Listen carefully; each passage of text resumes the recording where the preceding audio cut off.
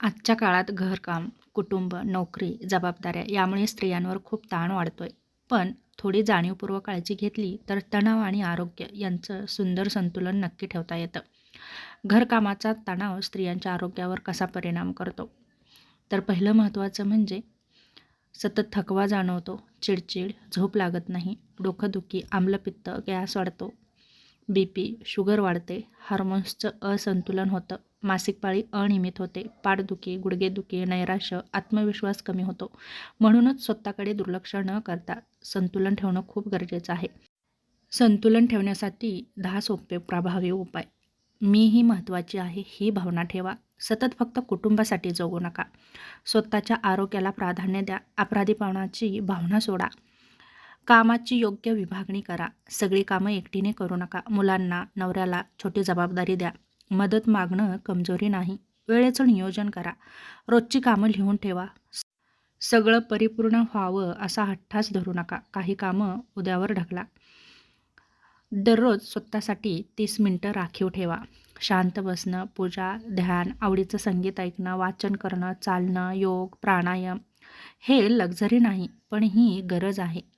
त्याचप्रमाणे शारीरिक आरोग्याचीही काळजी घ्या. सकाळी कोमट पाणी प्या. वेळेवर हलका पौष्टिक नाश्ता घ्या.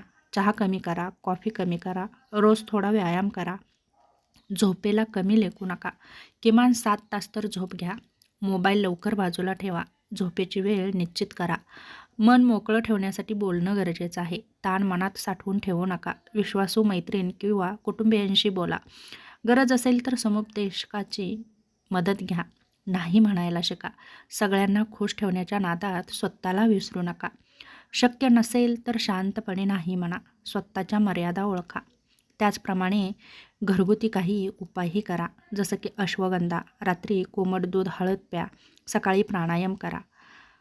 त्याचप्रमाणे ध्यान करा. मन शांत ठेवण्याचा नक्कीच प्रयत्न करा. त्याचप्रमाणे योग्य हेल्दी नाश्ता आणि आहार ठेवा. शरीराची हालचाल ठेवा.